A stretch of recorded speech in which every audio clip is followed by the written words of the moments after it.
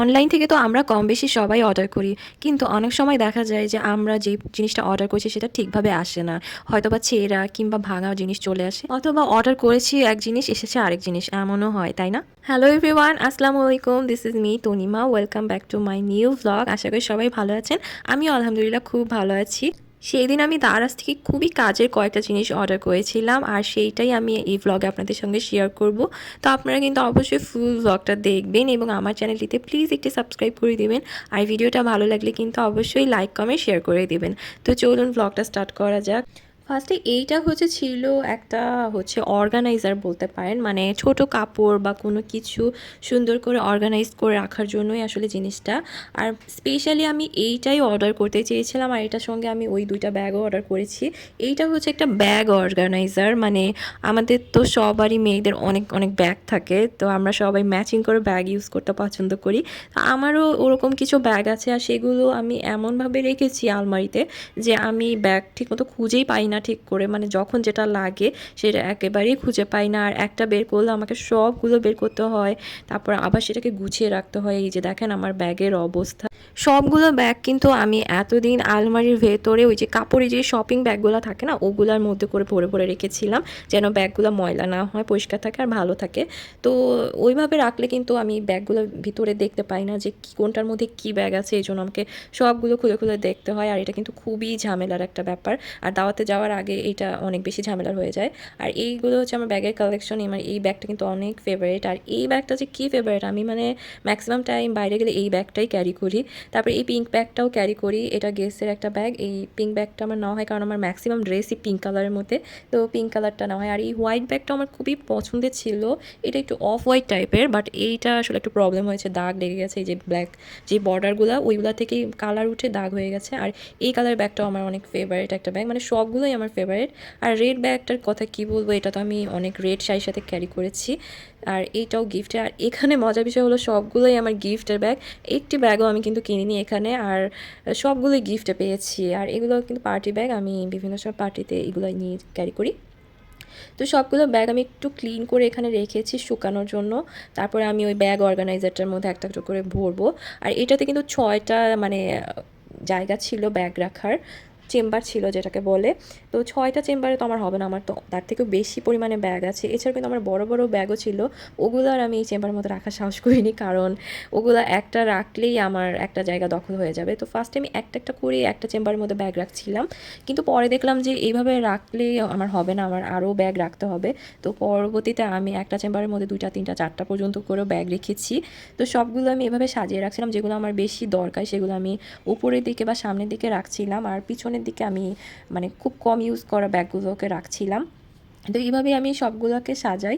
আর আপনারা হয়তো দেখে ভাবছেন এটা খুবই ইজি কাজ। আমার এটা করতে অনেক টাইম লেগেছিল, প্রায় 2 আওয়ার্সের মতো লেগে গিয়েছিল আমার এইটা করতে। তারপরেও এই কাজটা করে আমি অনেক বেশি হ্যাপি, কারণ এখন থেকে আমি খুব ইজিলি তাড়াতাড়ি ব্যাগ পিক করতে পারবো যখন যেটা লাগবে। তো এই ফাইনাল লুক। এটা দেখতে যদিও অত বেশি সুন্দর হয়নি, বাট জিনিসটা তো কাজে, তাই না? এটাই বুঝতে হবে। আর এই আমার আলমারির অবস্থা। এখানে আমি কিছু সুতির শাড়ি রেখেছি, এগুলো আসলে অকেশনালি পরা হয়। তো এই শাড়িগুলোকে আমি সরিয়ে ফেলবো এখান থেকে, আর এখানে আমি এই ব্যাগ অর্গানাইজারটা রেখে দিব, কারণ এইটা অনেক লম্বা ছিল। তো তো এটা রাখতে আমার বেশ খানিকটা জায়গা লাগবে। যদি এটা রাখার পর অত বেশি সুন্দর লাগেনি, তারপরেও যাই হোক, এরকমই থাকুক। পরবর্তীতে আমি আর একটু ভালো করে রাখার চেষ্টা করব। আর এই যে আরও যেই 2টা ব্যাগ আমি কিনেছিলাম, মানে অর্গানাইজার, তো এইটার মধ্যে আমি ওই সুতি শাড়িগুলোকে ছোট ছোট করে ভাঁজ করে রাখছিলাম, সুন্দর করে সাজিয়ে। আর আমার আসলে যেটা ভুল হয়েছে, এটা যদি আমি আরেকটু এক সাইজ বড় কিনতাম, তাহলে শাড়িগুলোকে আমার এত কষ্ট করে আর ভাঁজ করতে হতো না। যেভাবে ছিল ওভাবেই আমি ভরে রাখতে পারতাম একটার পর একটা। তো যাই হোক, যেহেতু ভুল হয়েই গেছে, এখন আবার চেঞ্জ করাটা অনেক বেশি ঝামেলার হবে। তো এরপরে আমি সবগুলা শাড়িকে এভাবে ছোট ছোট করে ভাঁজ করে এক একটা ঘরের মধ্যে রেখে দিচ্ছিলাম। বিষয়টা মজাই লাগছিল। এই অর্গানাইজারগুলো কিন্তু অনেক কাজের, মানে এগুলাতে কাপড় চোপড় রেখে দিলে বা জিনিসপত্র গুছিয়ে রাখলে কিন্তু অনেকখানি জায়গা বেঁচে যায়। আর আলমারিতে তো আমার কি বলবো, আলমারির অবস্থা খুবই খারাপ, একদম এলোমেলো অবস্থা। তো এই জন্য আমি একটু চেষ্টা করছিলাম গুছিয়ে রাখার।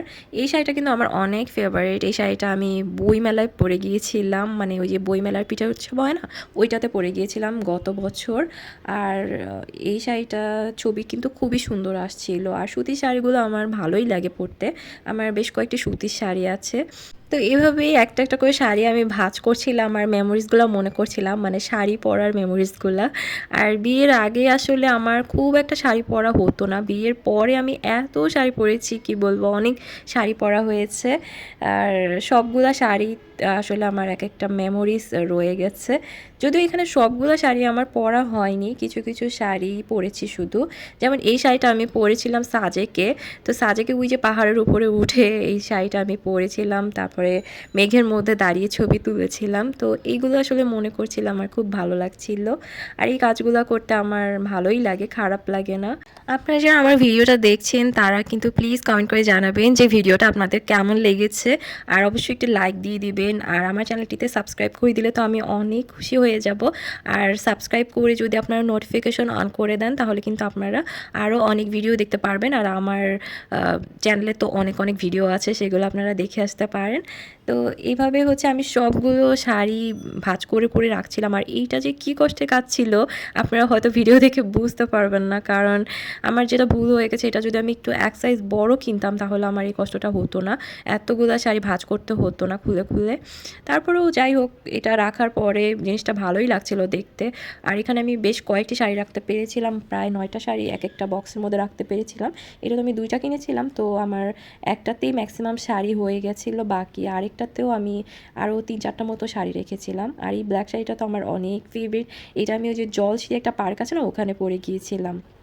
তো যাই হোক, আমার এই শাড়িগুলো গুছানো ডান। এই যে আমার আলমারি, এইখানে কিন্তু ব্যাগগুলো আমি রেখেছিলাম, তো ব্যাগগুলো শাড়ির জায়গায় আর শাড়িগুলো এখন ব্যাগের জায়গায় রেখে দিলাম। এই ছিল আমার আজকের ব্লগ। আশা করি আপনাদের ভালো লেগেছে, আর অনেক অনেক ধন্যবাদ পুরো ব্লগটি দেখার জন্য। সবাই ভালো থাকবেন, দেখা হবে নেক্সট ব্লগে। আল্লাহ হাফেজ।